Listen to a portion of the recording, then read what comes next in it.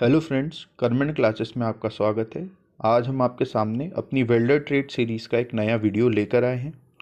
इस वीडियो में आपको वेल्डिंग की क्लासिफिकेशन के बारे में बताया जाएगा। तो फ्रेंड्स, वैसे तो वेल्डिंग की क्लासिफिकेशन कई तरीके से की जा सकती है, लेकिन इसके जो मेजर दो तरीके होते हैं उसमें पहला होता है on the basis of heat resources used in the welding processes, और जो दूसरा होता है वो है आपका the state of material in the welding processes. ये मटेरियल आपके हो सकते हैं बेस मेटल या पेनेट मेटल और फिलर मटेरियल जो वेल्डिंग प्रोसेस में यूज़ किया जाता है। तो जो फ्लो चार्ट आप आपके सामने देख पा रहे हैं उसमें जो वेल्डिंग की क्लासिफिकेशन की गई है on the basis of state of material. तो यहाँ पे वेल्डिंग को तीन तरीके से क्लासिफाई किया गया है, जिसमें पहला है सॉलिड स्टेट वेल्डिंग, दूसरा है लिक्विड स्टेट वेल्डिंग और तीसरा है सॉलिड लिक्विड स्टेट वेल्डिंग। तो आइए समझते हैं कि ये तीनों वेल्डिंग क्या होती हैं। सबसे पहले हम देखते हैं सॉलिड स्टेट वेल्डिंग। तो फ्रेंड्स, सॉलिड स्टेट वेल्डिंग को सॉलिड स्टेट इसलिए बोला जाता है कि इसमें जो भी मेटल पार्ट्स जिनको आपस में जॉइन करना है उनको एक सर्टेन टेम्परेचर तक हीट किया जाता है ताकि वो रेड हॉट स्टेट में आ सके। उनको उनके मेल्टिंग पॉइंट तक हीट नहीं किया जाता है ताकि वो अपनी सॉलिड स्टेट में ही रह पाएँ। और जब वो अपनी रेड हॉट स्टेट में आ जाते हैं तो यहाँ पे उन हैमरिंग करके या प्रेशर लगाकर अलग अलग टेक्निक से उनको आपस में जॉइन करवा दिया जाता है।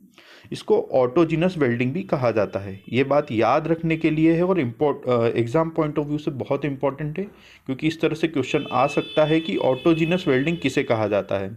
और ऑप्शन में आपको दिया होगा solid state welding, liquid state welding या सॉलिड लिक्विड स्टेट वेल्डिंग। तो आपको सॉलिड स्टेट वेल्डिंग पे ऑप्शन को चूज़ करना है। तो आप इसको ऑटोजिनस वेल्डिंग इसलिए कहा जाता है क्योंकि इसमें कोई फिलर मटेरियल उपयोग में नहीं लाया जाता है। सॉलिड स्टेट वेल्डिंग को ऑटोजिनस वेल्डिंग इसलिए कहा जाता है क्योंकि इसमें फिलर मटेरियल का उपयोग नहीं किया जा सकता है। इसके जो फर्दर सब टाइप होते हैं उसमें है friction welding, diffusion welding, forge welding और कोल्ड वेल्डिंग। और कोल्ड वेल्डिंग को फर्दर क्लासीफाई करते हैं एक्सप्लोसिव वेल्डिंग में, प्रेशर वेल्डिंग में और अल्ट्रासोनिक वेल्डिंग में। तो फ्रेंड्स, आपको याद रखना है कि सॉलिड स्टेट वेल्डिंग के सब टाइप कौन कौन से होते हैं। दूसरी होती है liquid state welding. Liquid state welding को लिक्विड स्टेट इसलिए बोला जाता है क्योंकि इसमें जो भी मटेरियल या मेटल आपस में जॉइन करने होते हैं उनको उनके मेल्टिंग पॉइंट से ज़्यादा टेम्परेचर तक हीट किया जाता है ताकि वो अपनी मोल्टन स्टेट में आ सके, पिघल सके, और पिघलने के बाद एक दूसरे में फ्यूज़ हो सके। फ्यूज़ होने के बाद जब वो ठंडे होकर सॉलिडिफाई होते हैं तो वो आपस में जुड़ जाते हैं। इसको होमोजीनस वेल्डिंग भी बोला जा सकता है।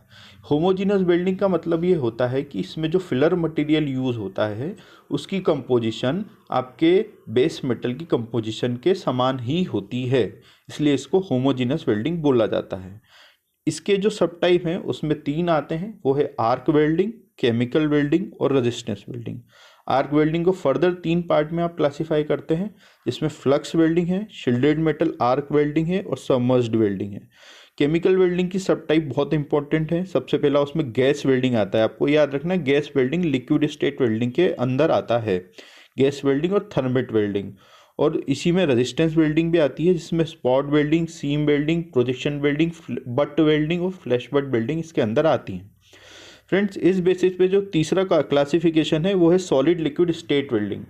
इसको सॉलिड लिक्विड स्टेट इसलिए बोला जाता है क्योंकि इसमें जो बेस मेटल है उनको हीट किया जाता है बिलो देयर मेल्टिंग पॉइंट, लेकिन जो फिलर मटेरियल उपयोग में लाया जाता है उसको उसके मेल्टिंग पॉइंट से ज़्यादा टेम्परेचर पर हीट करके मोल्टन स्टेट में लाया जाता है। फिर वो दोनों जो बेस मेटल के पार्ट के बीच में जाके एडेसिव बॉन्ड बनाता है और वो ठंडा होने पर दोनों जो मेटल पार्ट हैं उसको आपस में जोड़ देता है। इसीलिए इसको सॉलिड लिक्विड स्टेट वेल्डिंग भी बोला जाता है। इसको हेट्रोजीनस वेल्डिंग भी बोला जाता है। ये बात तीनों वेल्डिंग के लिए इंपॉर्टेंट है कि उनको फिलर मटेरियल के बेसिस पे किस तरह से आप क्लासिफाई कर रहे हैं। सॉलिड स्टेट वेल्डिंग को आपने ऑटोजीनस बोला था, लिक्विड स्टेट वेल्डिंग को आपने होमोजीनस बोला था, और सॉलिड लिक्विड स्टेट वेल्डिंग को आप हेट्रोजीनस वेल्डिंग बोलते हैं। हेट्रोजीनस का मतलब होता है कि जो फिलर मटेरियल की कंपोजिशन है आपके बेस मेटल की कंपोजिशन से अलग होती है। हेट्रोजीनस का मतलब होता है कि आपकी जो फिलर मटेरियल की कंपोजिशन है वो आपके बेस मेटल की कंपोजिशन से अलग होती है, इसलिए इसको हेट्रोजीनस वेल्डिंग बोला जाता है। सॉलिड लिक्विड स्टेट वेल्डिंग को फर्दर 3 पार्ट में क्लासीफाई करा जाता है। पहला आता है इसमें सोल्डरिंग, दूसरा आता है ब्रेजिंग और तीसरा होता है एडेसिव बॉन्डिंग। ये क्या होते हैं ये हम आने वाले वीडियो में डिटेल में समझेंगे। और यहाँ पे एक बात और याद रखने वाली है फ्रेंड्स कि जो आपकी लिक्विड स्टेट वेल्डिंग है और सॉलिड लिक्विड स्टेट वेल्डिंग है, इन दोनों को फ्यूजन वेल्डिंग बोला जाता है, क्योंकि यहाँ पे किसी ना किसी तरीके से मेटलों को पिघलाकर एक दूसरे में फ्यूज करके आपस में जोड़ा जाता है, इसलिए लिक्विड स्टेट वेल्डिंग और सॉलिड लिक्विड स्टेट वेल्डिंग को फ्यूजन वेल्डिंग भी बोला जाता है। तो ये इस क्लासिफिकेशन में इतना ही। अगले वीडियो हम देखेंगे कि हीट सोर्सेस के बेसिस पे वेल्डिंग को किस तरह क्लासीफाई किया जाता है। Thank you so much.